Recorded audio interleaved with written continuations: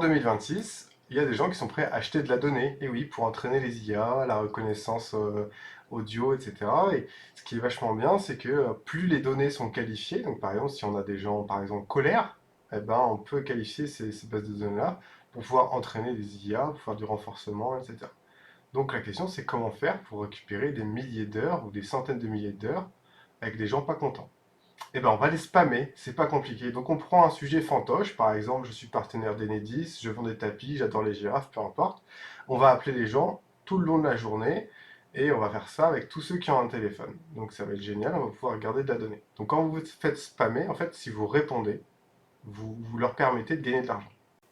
Du fait de cette nuisance, les opérateurs téléphonie mobiles vont pouvoir vendre du filtre anti-spam payant à peut-être 6 euros par mois par personne, donc 72 euros par an. Mettons qu'il y ait au minimum 3 millions d'abonnés à ce service-là, ça fait déjà un secteur de 200-250 millions d'euros, et peut-être que c'est le quadruple.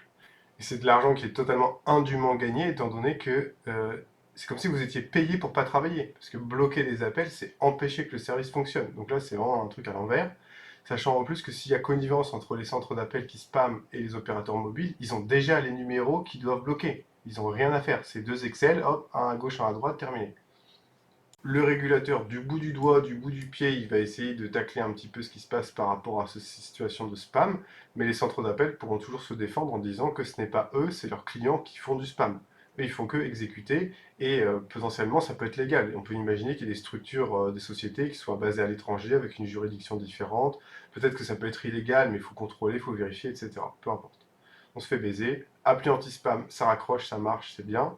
Et ce triangle-là, ça rappelle quand même des choses dans l'ancien temps.